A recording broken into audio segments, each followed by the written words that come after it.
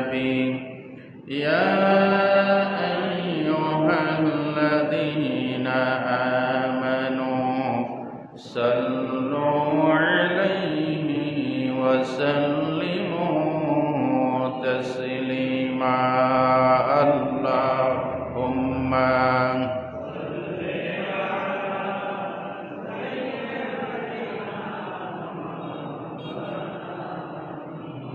وعلى آل سيدنا بلغ العلا بكماله كشف الدجى بجماله حسنت جميع خصاله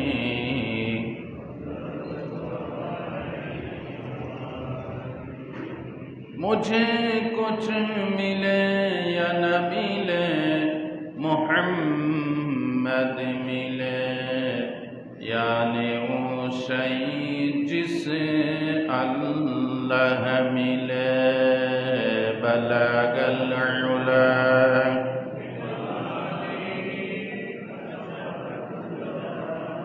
हसनत जमीउ खिसालिही। আজকে সম্মানিত উপস্থিতি, দিনদার, ইমানদার, কোরআন প্রিয়, ইসলাম প্রিয়, সম্মানিত সর্বস্তরের মুসল্লিবৃন্দ, তরুণ আর যুবক বন্ধুগণ, পর্দার আড়ালে মা এবং বোনেরা, শুরুতেই ইসলামের শ্রেষ্ঠ অভিবাদন নিয়ে আপনাদেরকে সম্ভাষিত করছি। আপনারা আমার অভিবাদনের জবাব প্রতি জুমার মতো আমার কানে পৌঁছাই দিবেন ইনশাআল্লাহ। আসসালামু আলাইকুম ওয়া রাহমাতুল্লাহি ওয়া বারাকাতুহু। আপনারা সবাই কেমন আছেন? আল্লাহ পাকের শাহী দরবারে কোটি কোটি শুকরিয়া এবং সুজুদ, যিনি আমাদেরকে আশরাফুল মাখলুকাত বানিয়েছেন, সৃষ্টির সেরা জীব বানিয়েছেন এবং সর্বশ্রেষ্ঠ পয়গম্বর দিয়ে, সর্বশ্রেষ্ঠ আসমানি গ্রন্থ দিয়ে আমাদেরকে সর্বশ্রেষ্ঠ উম্মত বানিয়েছেন। সেই মহান দরবারে, সেই আলিশান দরবারে, সেই রবের দরবারে সকলে মহব্বতের সাথে আরেকবার বলি আলহামদুলিল্লাহ। কোরআনে পাকের আলোচনা শুনতে পারা, বলতে পারা, আমল করা, এটা খুশকিসমতের ব্যাপার। আল্লাহ সুবহানাহু ওয়া তাআলা যাদেরকে কবুল করেন নাই, ওনারা কোরআনের কথা শুনতেও পারে না, বলতেও পারে না, আমলও করতে পারে না। কোরআন থেকে এ পর্যন্ত যতগুলি কথা বলেছি, হাদিস থেকে, আল্লাহ আমাকে, আমার শ্রোতা ভাইদেরকে এবং মিডিয়ার মাধ্যমে যারা শুনবেন দেশ বিদেশের সকলকে আমল করার তৌফিক দান করেন।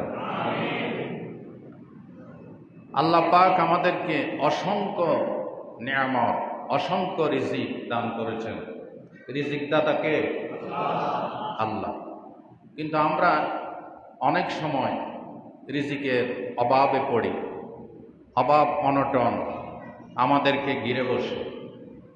আল্লাহ সুবহানাহু ওয়া তাআলা এবং তার হাবিব মুহাম্মদুর রাসূলুল্লাহ সাল্লাল্লাহু আলাইহি ওয়াসাল্লাম আমাদেরকে এমন কিছু আমল বাতলে দিয়েছেন, যেগুলি যদি আমরা করতে পারি তাহলে রিজিকে বরকত হবে ইনশাআল্লাহ। বলেন ইনশাআল্লাহ। রিজিকের একমাত্র মালিককে আল্লাহ। আল্লাহ ছাড়া আসমান জমিনে আর কেউ রিজিক দিতে পারে? পারে না। আল্লাহ রাব্বুল আলামিন কোরআনে হাকিমের সূরাতুশ শুরা 19 নম্বর আয়াতে আল্লাহ রাব্বুল আলামিন বলছেন, আল্লাহু লাতীফুম বিইবাদি ইয়ারযুকু মান ইয়াশাউ ওয়া হুয়াল কবিয়্যুল আজিজ। আল্লাহ তাআলা বলেন, আল্লাহ তার বান্দাদের প্রতি খুবই দয়াবান। তিনি যাকে ইচ্ছা রিজিক দান করেন, তিনি মহাপ্রবল এবং মহাশক্তিশালী। জোরকন সুবহানাল্লাহ। আল্লাহ রাব্বুল আলামিন সূরাতুজ জারিয়াতের ৫৮ নং আয়াতে বলেন, ইন্নাল্লাহা হুয়ার রাজ্জাকু যুল কুওয়াতিল মাতিন। নিশ্চয় আল্লাহ হচ্ছেন মহান রিজিক দাতা, সর্বশ্রেষ্ঠ রিজিক দাতা। যুল কুওয়াতিল মাতিন, মহাশক্তিশালী প্রবল ক্ষমতার মালিক। তিনি কে? আল্লাহ। আল্লাহ হচ্ছে একমাত্র রিজিক দাতা। রিজিক চাইতে হবে কার কাছে? আল্লাহর কাছে। আল্লাহর নবী সুনান ইবনে মাজার হাদিসে বলেন, আইয়ুহান নাসু ইত্তাকুল্লাহা ওয়াজমিলু ফিত তালাব ফাইন্না নাফসান লান তামুতা হাত্তা তাস্তাওফিয়া রিজকাহা। আল্লাহর নবী বলেছেন, ওহে বান্দাগণ, তোমরা আল্লাহকে ভয় করো, উত্তম পন্থায় রিজিক তালাশ করো। কারণ হলো পৃথিবীতে এমন কোনো প্রাণী নাই যার রিজিক পরিপূর্ণ হওয়া পর্যন্ত আল্লাহ তাকে মৃত্যু দান করবে। সুবহানাল্লাহ। আপনার রিজিক পরিপূর্ণ হওয়া পর্যন্ত আল্লাহ আপনাকে বাঁচাইয়া রাখবেন। রাসূলুল্লাহ বলছেন, সুতরাং খুযু মা হাল্লা, যেটা হালাল সেই পথে ধাবিত হও, ওয়া দাউ মা হারুমা, যে পথে হারাম, যে পথে সুদ, যে পথে ঘুষ, ওই পথ পরিহার করো। উত্তম পন্থায় রিজিক তালাশ করো। রিজিক দিবেন কে? আল্লাহ। রিজিক বৃদ্ধির কয়েকটি আমল আছে, এর ভিতর একটি হচ্ছে আত্মীয়তার সম্পর্ক সুদৃঢ় করা। আত্মীয়তার সম্পর্ক সুদৃঢ় করা। আপনার চাচা, আপনার জ্যাঠা, আপনার খালা, আপনার মামা, আপনার বোন, আপনার ভাতিজা, আপনার গোষ্ঠীর আত্মীয় স্বজন, ডানে বামে যারা আছে উপরে নিচে, এদের সাথে সুসম্পর্ক বজায় রাখা। যৌক্তিক কোনো কারণ ছাড়া তাদের সাথে দুর্ব্যবহার না করা। শরীয়ত সম্মত যৌক্তিক কোনো কারণ ছাড়া তাদের সাথে সম্পর্ক ছিন্ন না করা। এটা হচ্ছে ইসলামের নির্দেশ। যেরকম সুবহানাল্লাহ। আল্লাহ রাব্বুল আলামিন কোরআনে হাকিমের ভিতরে আল্লাহ তাআলা সূরা বনী ইসরাঈলের ২৬ নম্বর আয়াতে বলেন, ওয়া আতিযাল কুরবা হাক্কাহু ওয়াল মিসকিনা ওয়া ইবনাস সাবিল ওয়া লা তুবাযযির তাবযীরা। আল্লাহ রাব্বুল আলামিন বলছেন, তোমরা নিকট আত্মীয়দের হক আদায় করে দাও, আর প্রত্যেক মুসাফির অভাবগ্রস্তদের হক আদায় করে দাও। সুবহানাল্লাহ। নিকট আত্মীয়, আত্মীয়তার সম্পর্ক বজায় রাখার জন্য নির্দেশ দিয়েছেন কে? আল্লাহ। বুখারী শরীফের হাদিস, রাসূল করিম সাল্লাল্লাহু আলাইহি ওয়াসাল্লাম বলেছেন, মান সাররাহু আইয়াবসুতা লাহু ফি রিজকি ওয়া আইয়ানসুআলাহু ফি আসারি ফালিয়াসিল রাহিমাহ। তোমাদের ভিতরে যারা চায় যে তাদের রিজিকে বরকত হোক, হায়াতে বরকত হোক, এটা যারা কামনা করে, ফালিয়াসিল রাহিমাহ, তারা যেন আত্মীয়তার বন্ধন সুদৃঢ় করে। বলেছেন মুহাম্মদুর রাসূলুল্লাহ। বলেন, আমার নবীর কথার ভিতরে কোনো ভুল আছে? কোনো সন্দেহ আছে?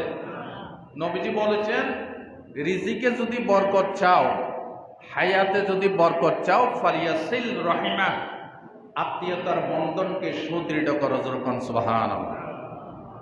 আর আমাদের অভ্যাস, আমার যদি একটু পয়সা বাড়ি গাড়ি হয়, তখন আমার মায়ের আত্মীয়, বাবার আত্মীয়, এদেরকে আমরা চোখে দেখি না, এদেরকে দূরে দূরে রাখি। এরকম আছে না নাই? আরো যেরকম আছে না নাই? আছে। আল্লাহর নবী বলেছেন, আত্মীয়তার বন্ধন সুদৃঢ় করো, তাহলে হায়াতে রিজিকে বরকত দিবেন কে? আল্লাহর নবী বলেছেন সুনানে আবু দাউদের বর্ণনায়, আবগুনি ফিদ দুআফা ফাইন্নামা তুরযাকুনা ওয়া তুনসারুনা বিদুআফাইকুম।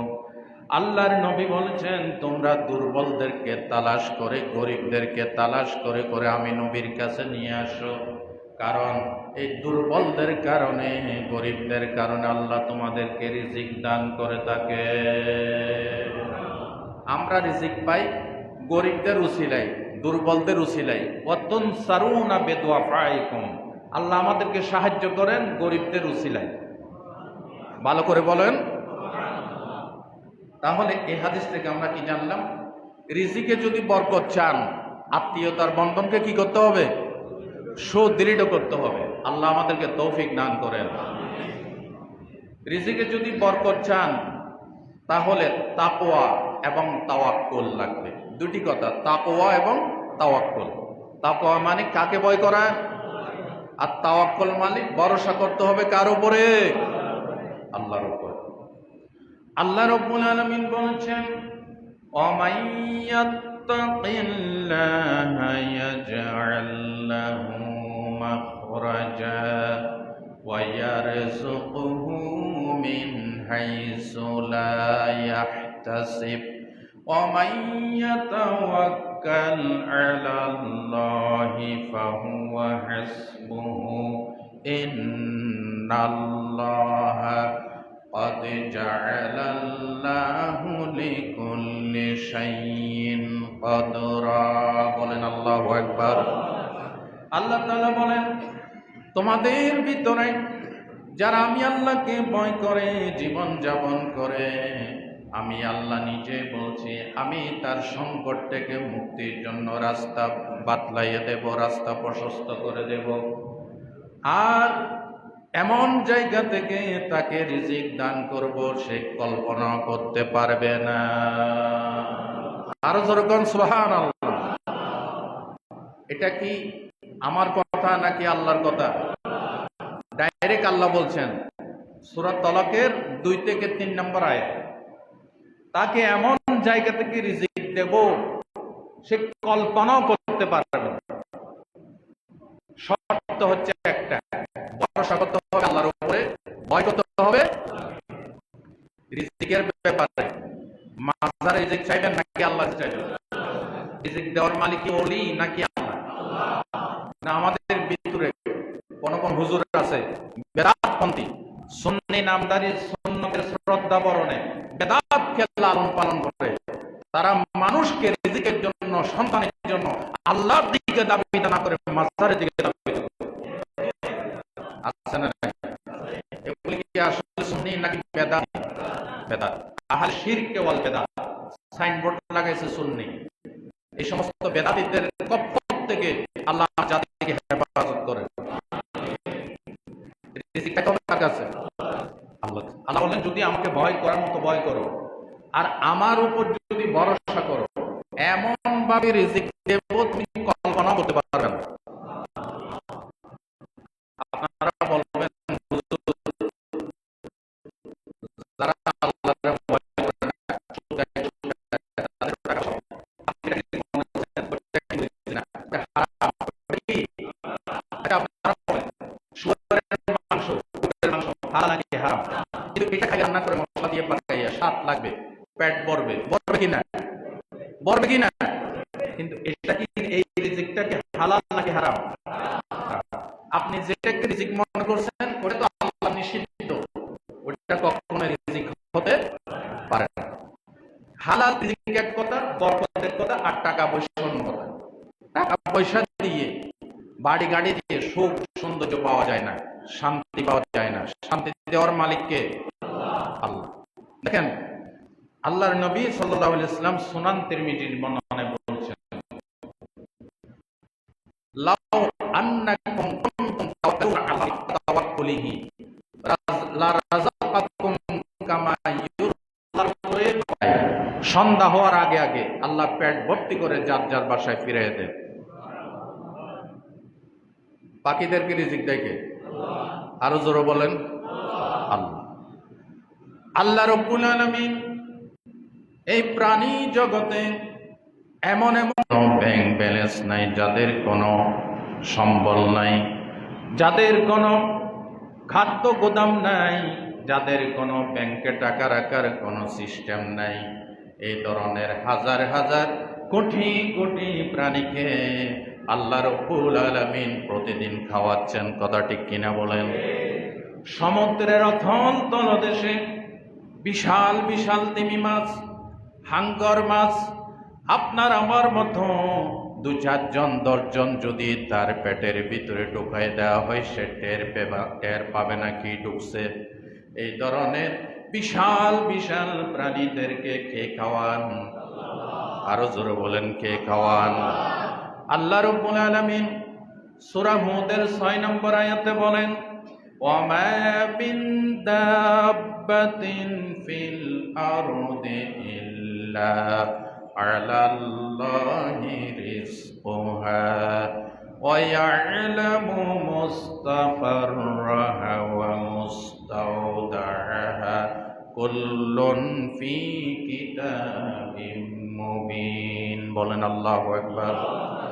রব্বুল আলামিন বলেন, এই পৃথিবীতে এমন কোন বিচরণশীল জীব নাই যে জীবের রিজকের দায়িত্ব আমি আল্লাহ নিজ হাতে গ্রহণ করি নাই।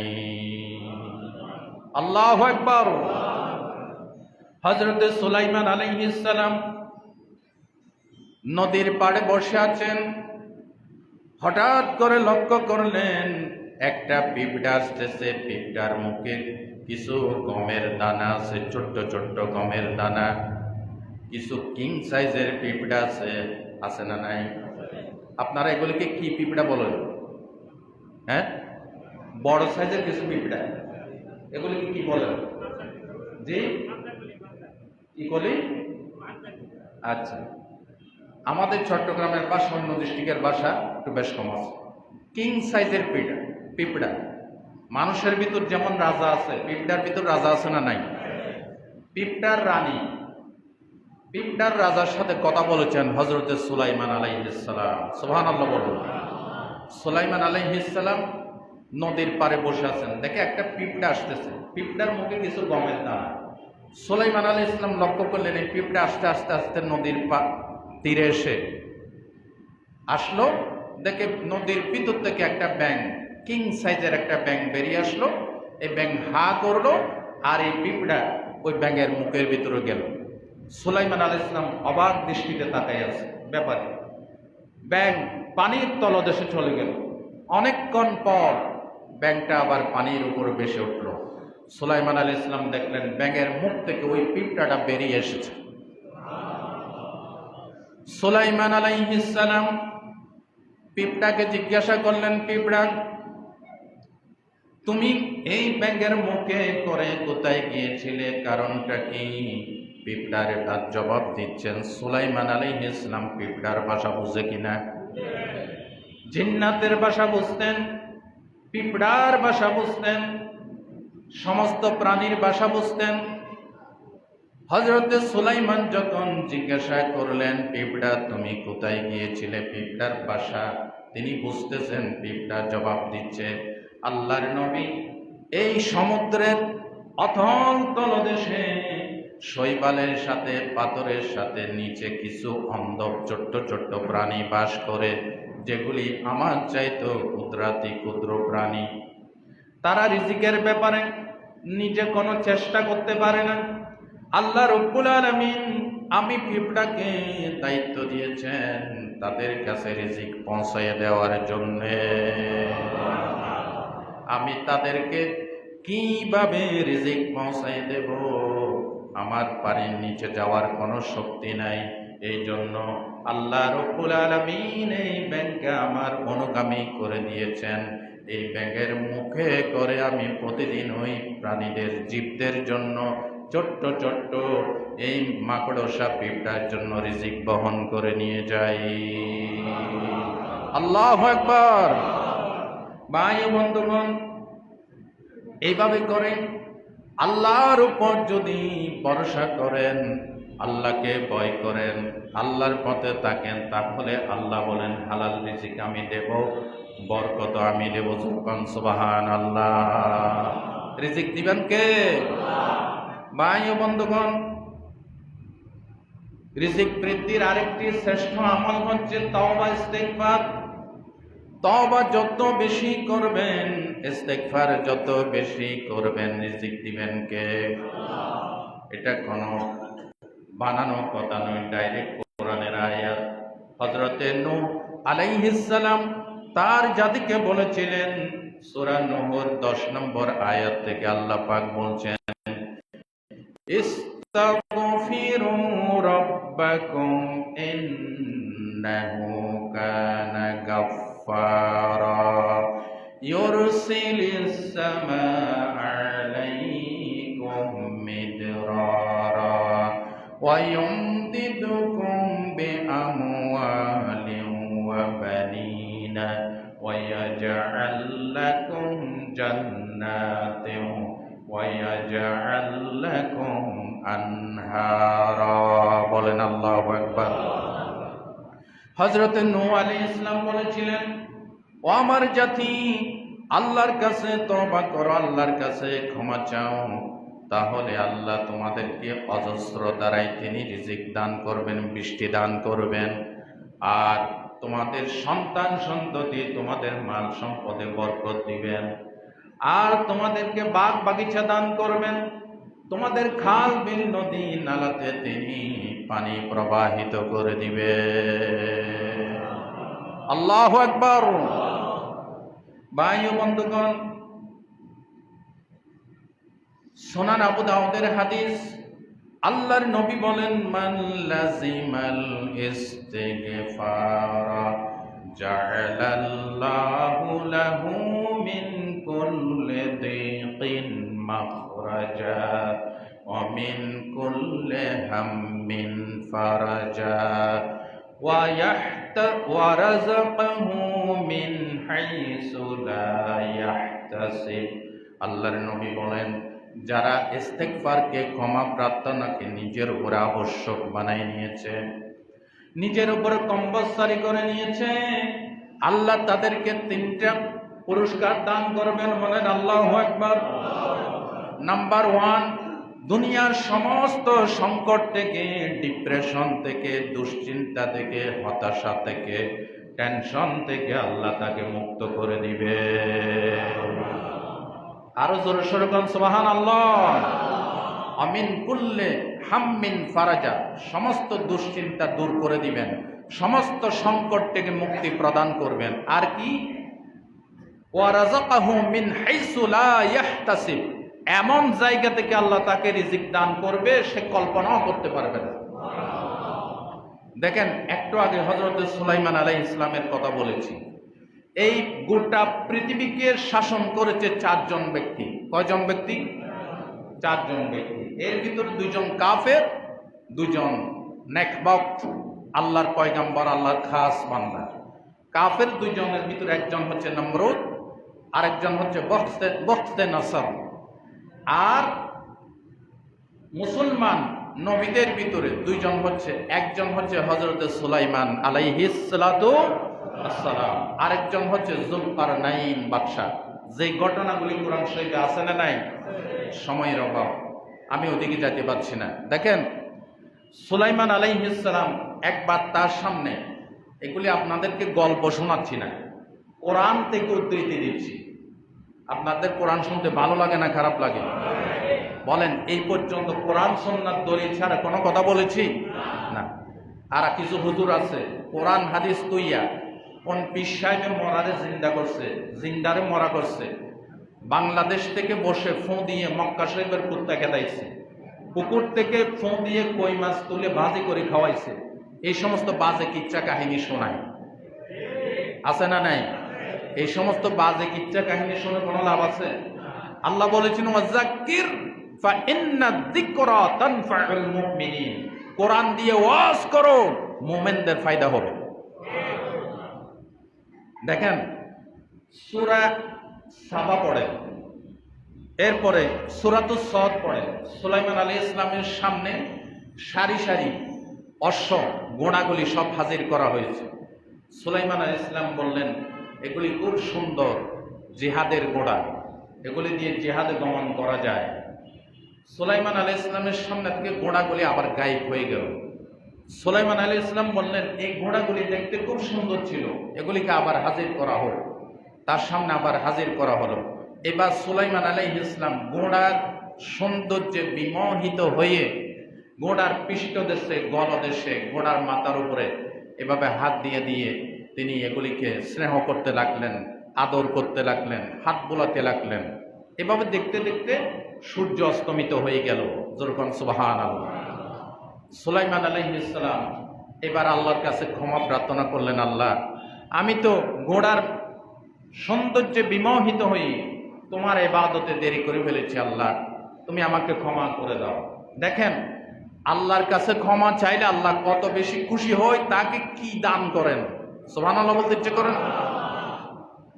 কোরআন শরীফে আসছেন সূরাতুস সদের 35 নম্বর আয়াতে হযরত সুলাইমান আলাইহিস সালাম সাথে সাথে বললেন, ক্বালা রাব্বি গফিরলি ওয়া হাবলি মুলকান লা ইয়ামবাগি লি আহাদিম মিন বা'দিহি ইন্নাকা আনতাল ওয়াহ্হাব।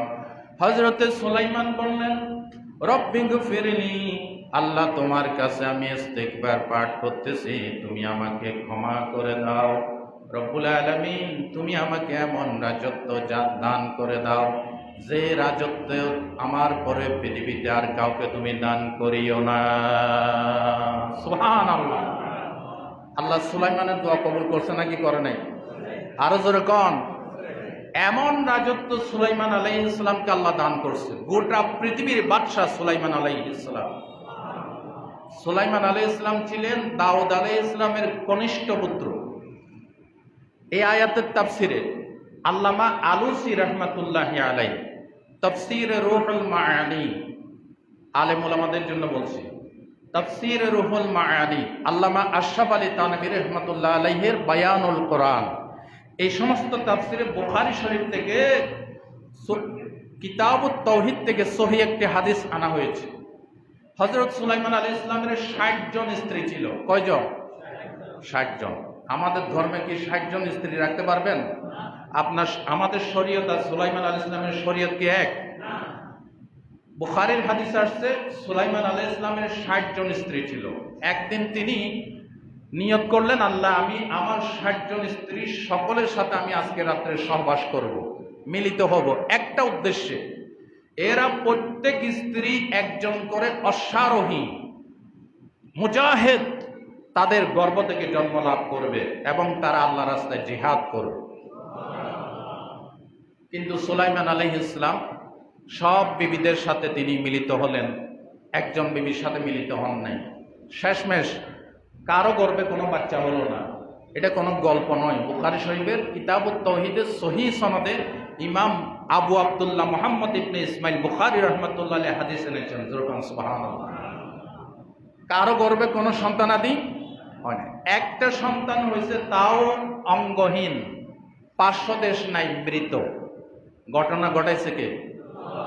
হাদিসের শেষের অংশে আমাদের নবী মুহাম্মদ রাসূলুল্লাহ সাল্লাল্লাহু আলাইহি ওয়াসাল্লাম বলছেন, সুলাইমান আলাইহিস সালাম যদি ইনশাআল্লাহ বলতো, লা হামালাত কুল্লু ইমরাতিন মিনহুন্না, সুলাইমানের প্রত্যেকটি স্ত্রী গর্ভ লাভ করত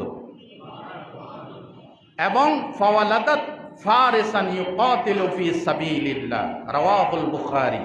আল্লাহ রাসূল বলছেন, সুলাইমান যদি ইনশাআল্লাহ বলতো, প্রত্যেকটি স্ত্রী গর্ভ লাভ করত এবং তার প্রত্যেকটি সন্তান অশ্বারোহী হয়ে আল্লাহর রাস্তায় জিহাদ করত।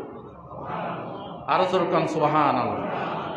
এই মৃত সন্তানটা যখন এনে তার সামনে পেশ করলো, আল্লাহ তাআলা কোরআন শরীফে সূরাতুস সদে সূরাতুস সাবার ভিতরে বলেছেন, ওয়ালাকাদ ফাতান্না সুলাইমানা ওয়া আলকাইনা আলা কুরসিয়িহি জাসাদান সুম্মা না, আমি সুলাইমানকে পরীক্ষা করেছি, তার কুরসির উপর যখন মৃতদেহ এনে রাখা হলো, সুম্মা নাব, তিনি আমার দিকে রুজু হলেন, আমার কাছে ইস্তেগফার করলেন, আমার কাছে ক্ষমা চাইলেন। সুলাইমান আলাইহিস সালাম যখন ক্ষমা চাইলেন, আল্লাহ তাকে এমন বাদশাহী দান করলেন, গোটা পৃথিবী শাসন করেছেন আল্লাহর পয়গম্বর হযরত সুলাইমান আলাইহিস সালাম। মসজিদে জেরুজালেম, বাইতুল আকসা, এটা বানাইছে কে? কোন সবাই বলেন? সুলাইমান আলাইহিস সালাম। কাদের দ্বারা বানাইছেন? জিন জাতি দ্বারা। এর আগে এই বাইতুল আকসার নির্মাণ কাজে হাত দিয়েছিলেন তার পিতা হযরত দাউদ আলাইহিস সালাম। তিনি পরিসমাপ্তি করতে পারেন নাই। সুলাইমান আলাইহিস সালাম মালাকুল মউতকে একদিন বললেন, মালাকুল মউত, তুমি তো যখন ইচ্ছা আল্লাহর হুকুম নিয়ে মানুষের জান কবজ করো, তোমাকে আমি বলে রাখতেছি, আমি জেরুজালেমের মসজিদ আকসার কাজে হাত দিছি, এই মুহূর্তে আমার জান কবজ যদি করতে আসো, আগে ভাগে একটু আমাকে জানাই। সুবহানাল্লাহ। অথচ আমাদের নবী ছাড়া কোন নবীকে মালাকুল মউত জানাইয়া, মুসা আলাইহিস সালামের কাছে আসছিল জান কবজ করার জন্য। মিশকাতের হাদিস, বুখারীর হাদিস, মুসা আলাইহিস সালাম যখন বললেন জান কবজ করতে আসছি, আজরাইল যখন বললেন জান কবজ করতে এসেছি, মুসা আলাইহিস সালাম ডাইন হাত দিয়ে এক ঘুষা মারছে, আজরাইল আলাইহিস সালামের মালাকুল মউতের চোখের পুতুলি বের হয়ে গেছে। আল্লাহু আকবার। দলিল মিশকাতের হাদিস খুলেন, বুখারীর সহিহ হাদিস, ওদিকে আমি যাচ্ছি না। কোন নবীর কাছে জানাই আসে নাই। সুলাইমান আলাইহিস সালাম বললেন আমাকে একটু আগে ভাগে বলবো। ঠিক আছে। মালাকুল মউত সুলাইমান আলাইহিস সালামকে জানিয়ে দিলেন, আল্লাহর নবী, আল্লাহর নির্দেশ হয়ে গেছে, অমুক দিন অমুক টাইমে আপনার জান কবজ করার জন্য। সুলাইমান আলাইহিস সালাম বললেন, সর্বনাশ, এখনো তো মসজিদ আকসা নির্মাণ হয় নাই, আমি যদি ইন্তেকাল করি তাহলে মসজিদ আকসা অসমাপ্ত থেকে যাবে, জিন জাতি কাজ ফেলে রেখে চলে যাবে। সুলাইমান আলাইহিস সালাম একটা কৌশল করলেন, মেহরাবের ভিতরে একটা গ্লাসের বক্স নির্মাণ করলেন। ওই বক্সের ভিতরে দাঁড়িয়ে লম্বা একটি লাঠি নিয়ে দাঁড়িয়ে আছে হযরতে সুলাইমান আলাইহিস সালাম। আর যথাসময়ে মালাকুল মউত এসে হযরতে সুলাইমানের জান কবজ করে চলে গেছে। কিন্তু হযরতে সুলাইমান গ্লাসের বক্সের ভিতরে লাঠি বর্দি ভাবে দাঁড়িয়ে আছে, হেলে পড়ে যাচ্ছেন না। যখন সুবহানাল্লাহ। এইভাবে একদিন দুই দিন নয়, তাফসীর গ্রন্থগুলিতে এসেছে, হাদিস শরীফে এসেছে, আল্লাহর পয়গম্বর হযরতে সুলাইমান 1 বছর পর্যন্ত এইভাবে দাঁড়িয়েছিলেন। দেহ গলেও যায় নাই, দেহ পচেও যায় নাই। সুবহানাল্লাহ বলতে ইচ্ছে করেন? কারণ আল-আম্বিয়া ও আহিয়াউন ফি কুবুরিহিম ইউসাল্লুন, কথাই কথাটা নাই। আম্বিয়া আলাইহিমুস সালাম কবরের ভিতরে জিন্দা। কবরের ভিতরে কি? কিন্তু পৃথিবী থেকে মারা গেছে, পৃথিবী থেকে ইন্তেকাল করেছে। পৃথিবী থেকে কি হয়েছে? ইন্তেকাল করেছে। কিছু কিছু হুজুর আছে, নবীরা যে মৃত্যুকে বরণ করে নিছে এটা স্বীকারই করে না। ঠিক কিনা? আপনাদেরকে আগেও বলেছি, আমাদের নবীর কাছে যখন মালাকুল মউত এসেছিল, নবীজি কি বলছিলেন, যাও আমি মৃত্যুবরণ করতে রাজি না, অ্যাভয়েড বলছে? বলেন নাই। মৃত্যুকে কি করে নিছে? বরণ করে নিচ্ছে। এটাকে কি বলা হয়? মৃত্যু। এই জাহেলার বাচ্চারা তো মৃত্যু বরণও বুঝে না। ঠিক কিনা বলেন? সমস্ত নবীরা মৃত্যু বরণ করছে, প্লাস তারা কবরের ভিতরে জিন্দা। যেরকম সুবহানাল্লাহ। সুলাইমান আলাইহিস সালাম এইভাবে লাঠি ভর দিয়ে দাঁড়িয়ে আছে। আল্লাহু আকবার বলেন। 1 বছর চলে গেছে, এই মৃত লাশ দাঁড়িয়ে আছে লাঠি ভর দিয়ে। যখন মসজিদ আকসার কাজ শেষ, তখন আল্লাহ বলে যে আর দরকার নেই, আর দরকার নেই। এবার লাঠিতে আল্লাহ গুণ পোকা ধরাই দিছে। গুণ পোকা, এতদিন লাঠি এটাতে গুণ পোকা ধরে না, এই লাঠিতে যখন গুণ পোকা ধরছে, লাঠি খেয়ে সুলাইমান আলাইহিস সালাম দফাস করে পড়ে গেছে।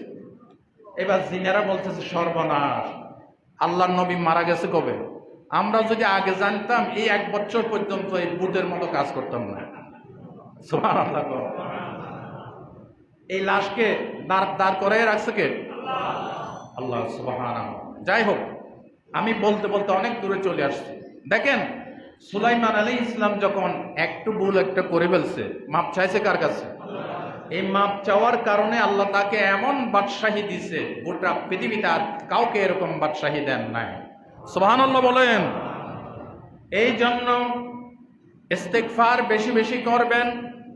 আল্লাহর নবী বলেছেন, যে ব্যক্তি নামাজের সালাম ফিরে ইস্তেগফার পাঠ করবে তার কোনো গুনাহ থাকতে পারে না।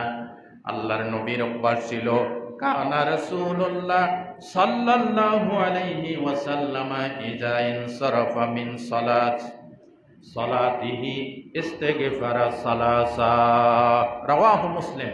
আল্লাহর নবীর অভ্যাস ছিল, নবীজি ফরজ নামাজের ডান দিকে বাম দিকে সালাম ফিরাইয়া 3 বার পাঠ করতেন, আস্তাগফিরুল্লাহ। বলেন আস্তাগফিরুল্লাহ, আস্তাগফিরুল্লাহ, আস্তাগফিরুল্লাহ। পাঠ করবেন তো ইনশাআল্লাহ? ফরজ নামাজের সালাম ফিরাইয়া কি পাঠ করবেন? আস্তাগফিরুল্লাহ। কিছু কিছু মসজিদে দেখবেন ফরজ নামাজের সালাম ফিরাইয়া শুরু করে আসসালাতু ওয়াসসালামু আলাইকা ইয়া রাসূলুল্লাহ। আছে না নাই? কোন হাদিসে পেয়েছেন? আমি জবাব চাই।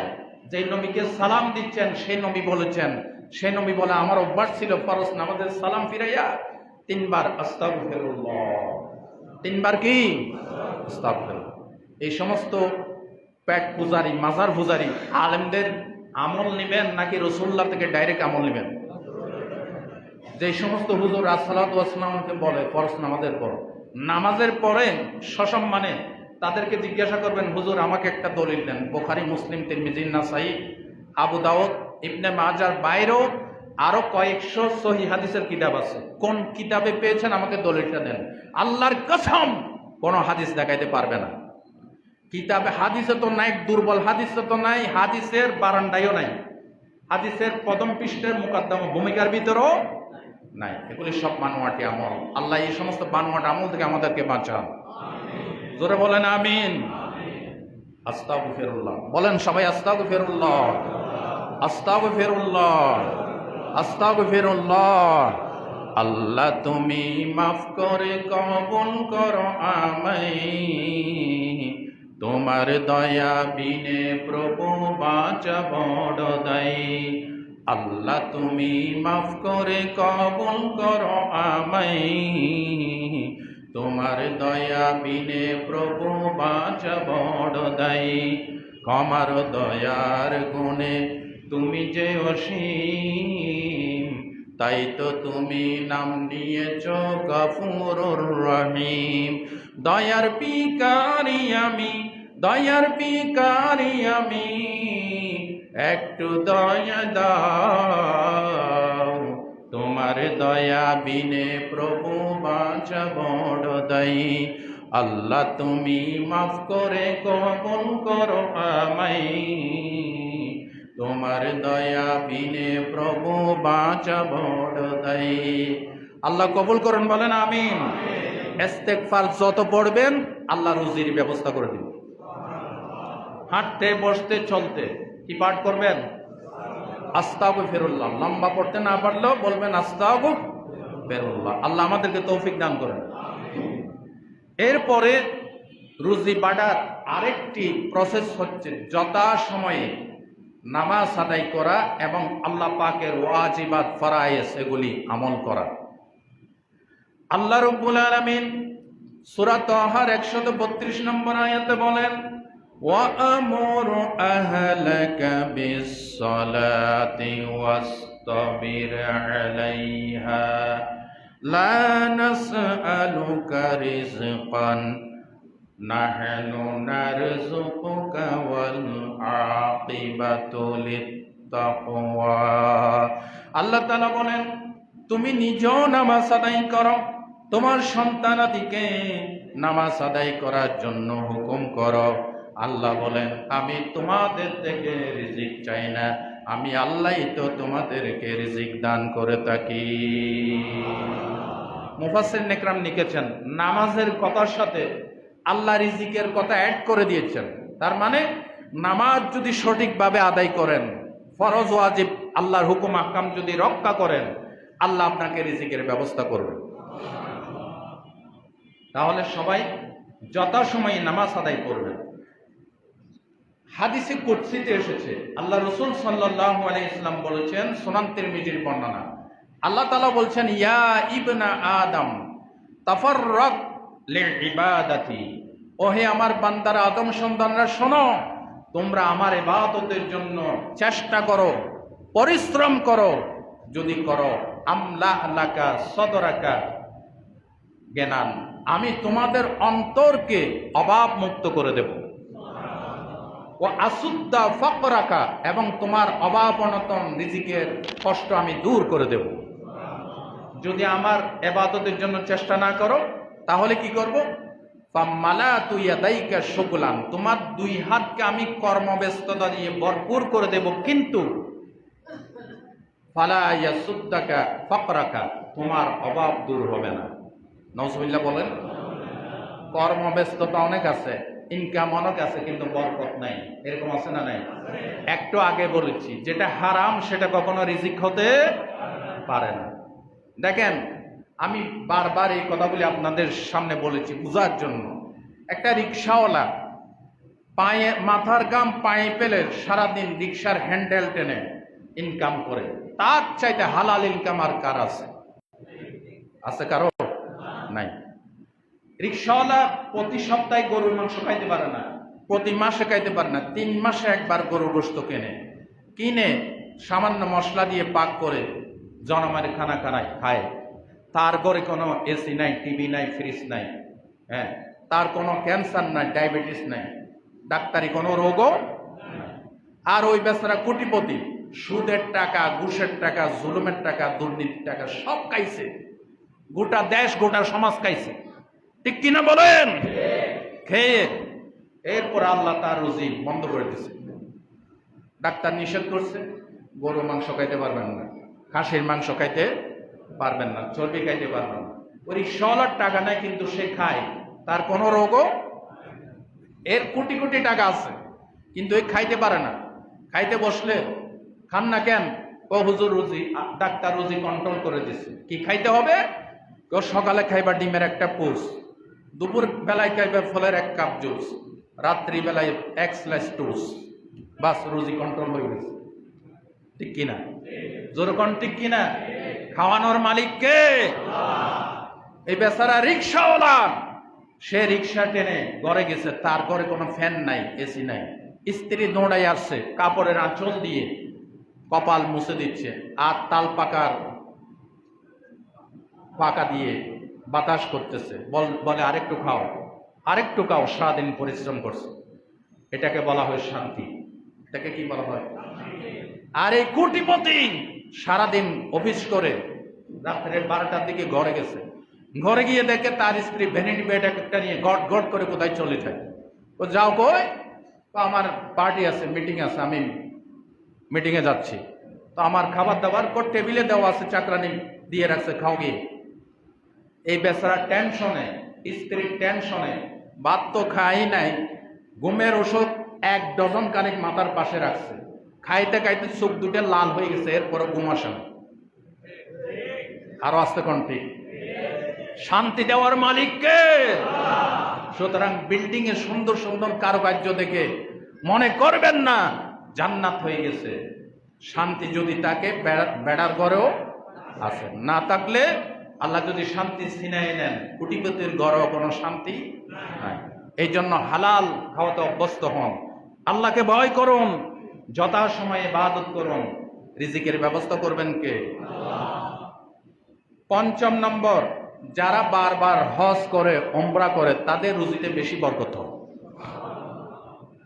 হজ করা জীবনে একবার ফরজ, কিন্তু টাকা থাকলে, লৌকিকতার জন্য নয়, টাকা থাকলে বারবার হজ উমরাতে যান, তাহলে রুজিতে বেশি বরকত হবে। আল্লাহর নবী বলেছেন হাদিস শরীফের ভিতরে, সুনান তিরমিজির বর্ণনায় আল্লাহর নবী সাল্লাল্লাহু আলাইহি ওয়াসাল্লাম বলেন, তাবিউ বাইনাল হজ্জি ওয়াল উমরাতি ফাইন্নাহুমা ইয়ানফিয়ানিল ফাকরা ওয়াজ যুনুবা কামা ইয়ানফিল কিয়ারু খাবাসাল হাদিদ ওয়াজ যাহাবি ওয়াল ফিদ্দা আল্লাহর নবী বলেন, তোমরা হজ এবং উমরা আদায় করো। যদি হজ এবং উমরা আদায় করতে পারো তাহলে আল্লাহ তোমাদের গুনাহগুলি মাফ করে দিবেন, আর তোমাদের রুজিতে আল্লাহ বরকত দান করে তোমাদের যাবতীয় অভাবগুলি আল্লাহ পাক ধুয়ে মুছে সাফ করে দিবেন। মুহাম্মদুর রাসূলুল্লাহ সাল্লাল্লাহু আলাইহি ওয়াসাল্লাম, তার কথার ভিতরে কোনো সন্দেহ আমাদের বুঝে আসবে না। এই জন্য নবীজি আবার বোঝার জন্য একটা এক্সাম্পল সেট করছেন। কি বলছেন?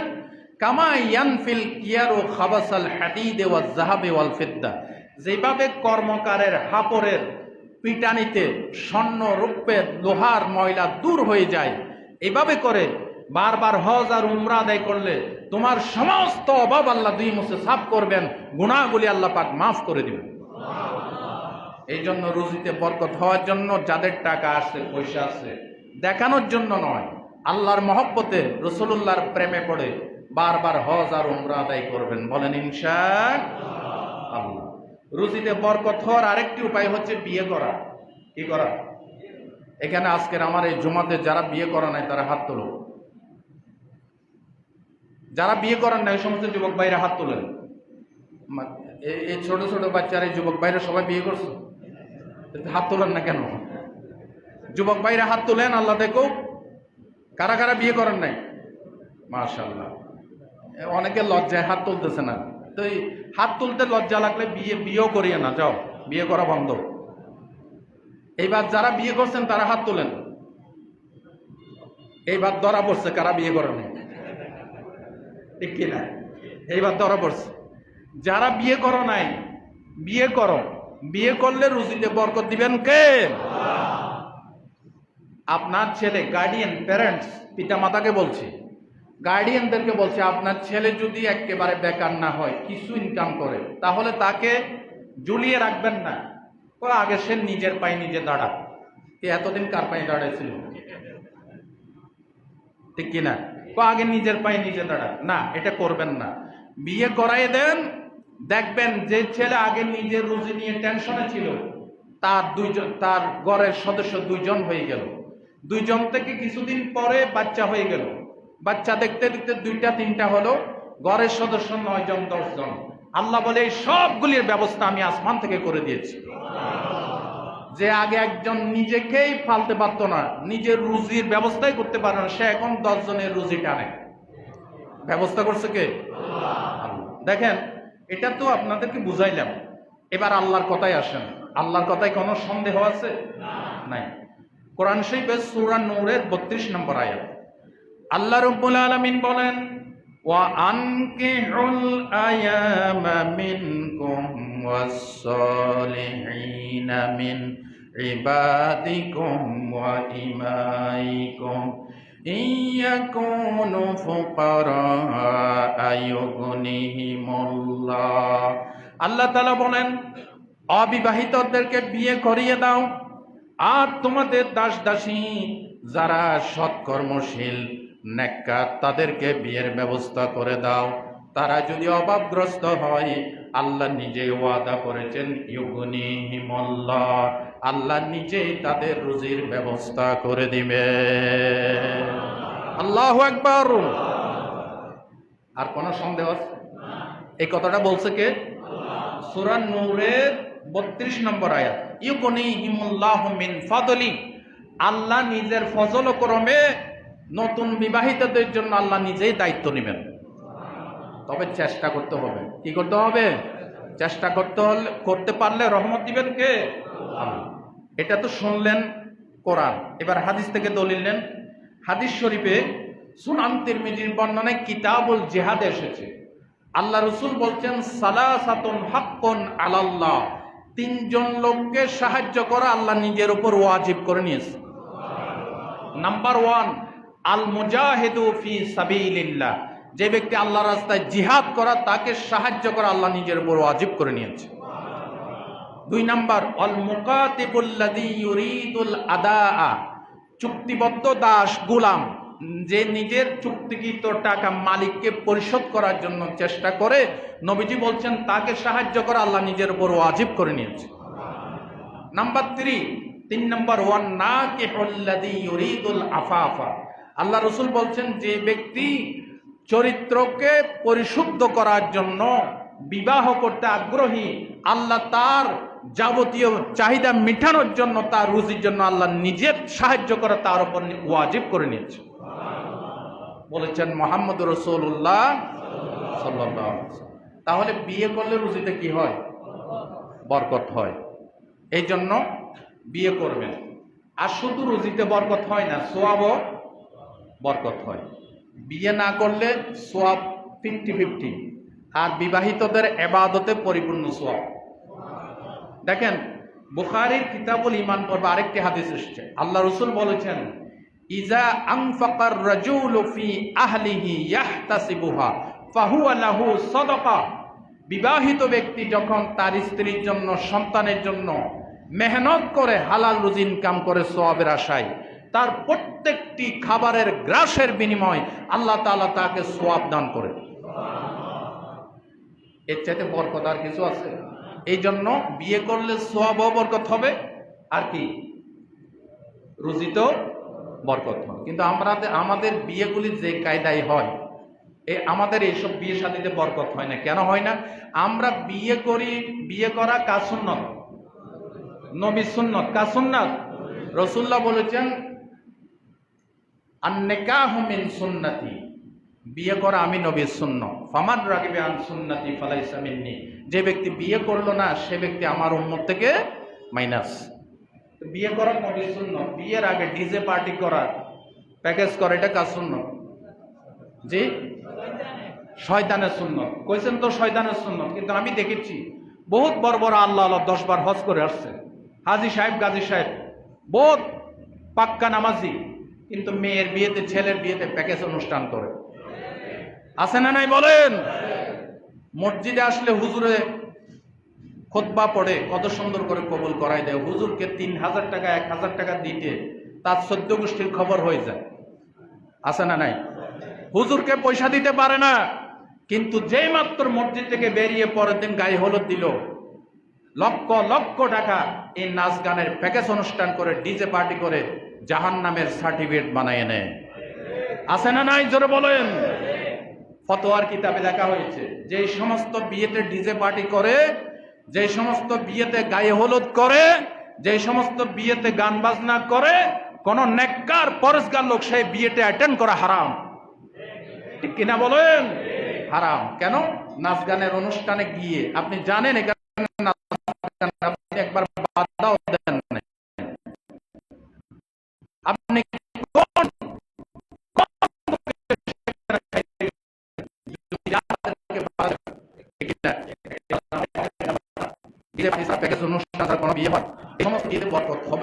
যেটা বিসমিল্লাহ করছে ইহুদি খ্রিস্টানদের আচার অনুষ্ঠান দিয়ে, শয়তানের বাজনা দিয়ে, তবলা দিয়ে, হারমোনিয়াম দিয়ে, এখানে বরকত হবে?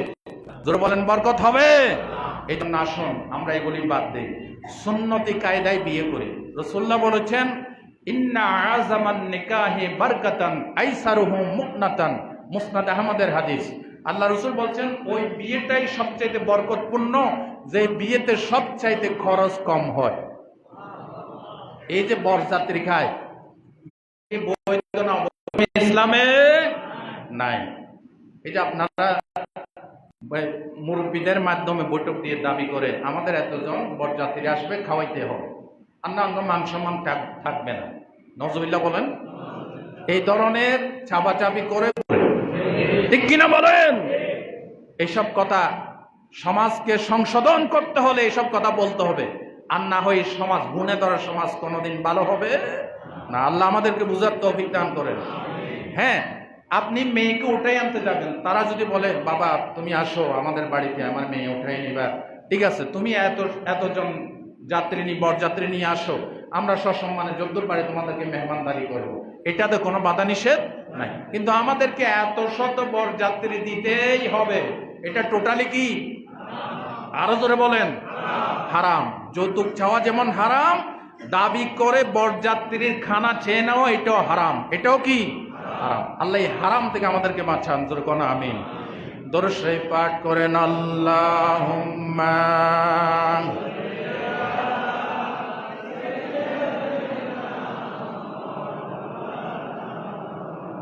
وعلى آل سيدنا।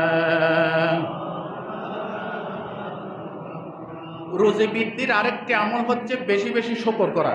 বেশি বেশি কি করা? শুকর করবেন কার? আল্লাহ। শুকর করলে আল্লাহ কি বাড়াইয়ে দিবেন না কমাইয়ে দিবেন? বিশ্বাস আছে তো? আল্লাহ রাব্বুল আলামিন কোরআন শরীফের ভিতরে সূরা ইব্রাহিমের ভিতরে বলেছেন, লা ইন শাকারতুম লা আযীদান্নাকুম ওয়া লা ইন কাফারতুম ইন্না আযাবি লাশাদীদ। আল্লাহ তাআলা বলছেন, যত বেশি শুকর করবা আমি বাড়াইয়ে দেব, আর যত নাশুকরি করবা আমি শাস্তির ব্যবস্থা করে রেখেছি। নাউজুবিল্লাহ বলেন। কিছু লোক দেখবেন ইনকাম করে ঠিক, কিন্তু শুকর আদায় করে না, খালি কর নাই নাই নাই। কি কয়? নাই। আল্লাহ বলেছে, যে ব্যক্তি বলে নাই নাই আমি তাকে নাইয়ের ভিতরে ফেলাই দেব। ঠিক কিনা? হযরতে মূসা আলাইহিস সালাম তুর পাহাড়ে যাচ্ছেন, একজন গরিব লোক এসে বললেন, মূসা তুমি তো আল্লাহর সাথে কথা বলো, আমি এত গরিব, আল্লাহকে জিজ্ঞাসা করবে আমি কিভাবে আমার অবস্থা পাল্টিয়ে আমি ধনী হতে পারি। মূসা আলাইহিস সালাম চলে যাচ্ছেন, কদ্দুর যাওয়ার পর আরেক লোকে বলতেছে, মূসা আমার এত ধন সম্পদ বৃদ্ধি পেয়েছে, এগুলি রক্ষণাবেক্ষণ করতে আমার সর্বনাশ, দিনরাত সব ব্যয় হয়ে যাচ্ছে, আল্লাহকে জিজ্ঞাসা করবে আমার ধন সম্পদ কিভাবে কমাইতে পারি। সুবহানাল্লাহ। মূসা আলাইহিস সালাম তুর পাহাড় থেকে যাচ্ছেন, হঠাৎ করে ওই গরিব লোকের সাথে দেখা হয়ে গেল। গরিব লোকটা বলতেছে, আল্লাহর নবী মূসা, আল্লাহ কি জবাব দিল? আল্লাহ বলে, মূসা কালিমুল্লাহ বললেন, আল্লাহ বলেছে তোমাকে বেশি বেশি শুকর আদায় করার জন্য। লোকটা বলতেছে, আল্লাহ কি দিয়ে আমি শুকর আদায় করবো? আমার তো কুড়ে ঘরও নাই। এই কথা বলার সাথে সাথে যে কুড়ে ঘরটা ছিল ওইটা বাতাস এসে তুফান এসে ওইটা শুদ্ধ উড়াইয়ে নিয়ে গেছে। নাউজুবিল্লাহ বলেন। কতদূর যাওয়ার পর মূসা আলাইহিস সালামের সাথে দেখা এই ধনী লোকের সাথে। ধনী লোকে বলল, মূসা আল্লাহর নবী কি বললো? বলে, আল্লাহ বলেছে তোমাকে বেশি বেশি নাশুকরি করতে। ও সর্বনাশ, আল্লাহ আমাকে এত ধন সম্পদ দিয়েছেন, আমি কিভাবে আল্লাহর নাশুকরি করব? এটা বলার সাথে সাথে তার সম্পদ আল্লাহ আরো বরকত দান করল। তাহলে প্রমাণিত হয়ে গেল, যত শুকর করবেন বাড়াই দিবেন কে? প্রশংসা করবেন কার? শুকর করবেন কার? কি যে শুকর আদায় করি ইলাহি তোমার, কি যে শুকর আদায় করি ইলাহি তোমার। কত যে সুসময় জীবন বরেছ, বরেছ আমার চারিধার, কি যে শুকর আদায় করি ইলাহি তোমার। বলেন আমিন। আপনার থাকুক না থাকুক সব সময় বলবেন আলহামদুলিল্লাহ। বলেন আলহামদুলিল্লাহ। আল্লাহর প্রশংসা, আল্লাহ শুকর আদায় করার তৌফিক আল্লাহ আমাদেরকে দান করেন। রুজিতে বরকত হওয়ার আরেকটি মাধ্যম হচ্ছে বেশি বেশি আল্লাহর রাস্তায় দান করা। বেশি বেশি আল্লাহর রাস্তায় আপনি ভিক্ষা করে খান, আপনিও যদি আল্লাহর রাস্তায় দান করেন আপনাকে দিবেন কে? আল্লাহ। দেখেন আল্লাহ রব্বুল ইজ্জত ওয়াল জালাল কোরআনে হাকিমের সূরা সাবার 39 নম্বর আয়াতে বলছেন, আমা আনফাকতুম মিন শাইইন ফাহুয়া ইউখলিফুহু। তোমরা আল্লাহর রাস্তায় যা দান করো না কেন আল্লাহ তাআলা এর বিনিময় তোমাকে দিবেন। এতে কোনো সন্দেহ নাই। মুসলিম শরীফের হাদিসে এসেছে, এমন কোন দিন অতিবাহিত হয় না যে দিন প্রত্যেকের ঘরে দুইজন সকালবেলা দুইজন ফেরেশতা অবতীর্ণ না হয়। সুবহানাল্লাহ বলতে ইচ্ছে করে না? হাদিসে আসছে সহিহ মুসলিমে, এর ভিতরে একজন ফেরেশতা বলে, ইয়াকুলু আহাদুহুমা আল্লাহুম্মা আল্লাহুম্মা আতে মুনফিকান খালাফা ওয়া ইয়াকুলুল আখার আল্লাহুম্মা আতে মুমসিকান তালাফা। রাওয়াহু মুসলিম। এক ফেরেশতা বলে, আল্লাহ দানকারীকে তুমি আরো বেশি করে দান করো। আর আরেক ফেরেশতা বদদোয়া করে আল্লাহ কৃপণকে, যে আল্লাহ রাস্তায় দান করে না, আল্লাহ তাকে তুমি ধ্বংস করে দাও, তাকে তুমি ধ্বংস করে দাও। জোরে বলেন নাউজুবিল্লাহ। এবার বলেন, আল্লাহ স্পেশাল দুজন ফেরেশতা পাঠাই দেন প্রত্যেক মুসলমানের ঘরে ঘরে। ফেরেশতার দোয়া কি কবুল হয় নাকি ফেরত যায়? যে সমস্ত লোকেরা আসলেই ধনী, দেওয়ার এবিলিটি আছে, তৌফিক আছে, তারা যদি কৃপণতা করে, ফেরেশতার দোয়ায় তারা ধ্বংস হবে, ফেরেশতার বদদোয়ায় তারা কি হবে? ধ্বংস। এটা কোনো দুর্বল হাদিস নয়। সহিহ মুসলিমের কিতাবুল যাকাতের ভিতরে দান সদকা অধ্যায়ে ইমাম মুসলিম রাহমাতুল্লাহি আলাইহি সহিহ সনদে হাদিসটা নিয়ে এসেছেন। এই জন্য আল্লাহ রাস্তায় যত বেশি দান করবেন, আল্লাহ আপনাকে তত দিতে থাকবেন। আমরা আল্লাহ রাস্তায় দান করতে রাজি আছিনি? গরিব দুঃখী, হাত নাই পা নাই, আসলেই গরিব। এখন তো আমাদের দেশে ভিক্ষা করে, সিন্ডিকেট করে, ভিক্ষুকের কোনো অভাব নাই। এটাও সতর্কবার্তা আগে দিয়েছি। বুখারী হাদিস আল্লাহ রাসূল বলেছেন, যাদের ভিক্ষার দরকার নাই এরপরও ভিক্ষা করে, আল্লাহর নবী বলেছেন কিয়ামতের দিনে এমন ভাবে আল্লাহর দরবারে উত্থিত হবে, তার বডিতে কোনো মাংস থাকবে না, শুধু কঙ্কাল থাকবে। কারণ আল্লাহ চায় না বান্দা বান্দার কাছে হাত পাতুক, এটা আল্লাহ পছন্দ করে না। রাসূলুল্লাহ বলেছেন, তুমি মানুষের কাছে হাত পাতার চাইতে বনে গিয়ে কাঠ কেটে সে কাঠ বিক্রি করে খাও, এটার মর্যাদা ভিক্ষার চাইতে অনেক বেশি। রাসূলুল্লাহ আরো বলেছেন, আল ইয়াদুল উলিয়া খায়রুম মিনাল ইয়াদিস সুফলা, উপরের হাত নিচের হাত থেকে উত্তম। উপরের হাত কিসের হাত? দানের হাত। নিচের হাত ভিক্ষার হাত। তা আমরা ভিক্ষার হাত কেন বানাবো? যাদের ভিক্ষার দরকার নাই তারা ভিক্ষা করবেন না। আর আসলে যে ব্যক্তি ভিক্ষুক, মুহতাজ, তাকে বেশি করে সাহায্য করবেন। বলেন ইনশাআল্লাহ। এই হচ্ছে রুজিতে বরকতের আমল। আরো অনেক আমল আছে। আমি শুরুতে একটা কথা বলে ফেলেছি, রিজিক বলতে আপনি কি বুঝেন? টাকা পয়সা, বাড়ি ঘর, এগুলি কি রিজিক? শুধু এগুলি রিজিক? রিজিকের কয়েকটি স্তর আছে। রিজিকের কয়েকটা স্তর আছে। রিজিক বলতে টাকা পয়সা, বাড়ি ঘর, ঈমান, নেক আমল, নেক সন্তান এবং সৎ আমল ইত্যাদি, এই সবগুলি রিজিকের অন্তর্ভুক্ত। এই সম্পর্কে আরো গুরুত্বপূর্ণ কথা নিয়ে, রিজিকের উপরে আরো গুরুত্বপূর্ণ কথা নিয়ে আগামী জুমাতে আপনাদের সামনে হাজির হব। বলেন ইনশাআল্লাহ। আল্লাহ আমাদেরকে বলার এবং শোনার তৌফিক দান করেন।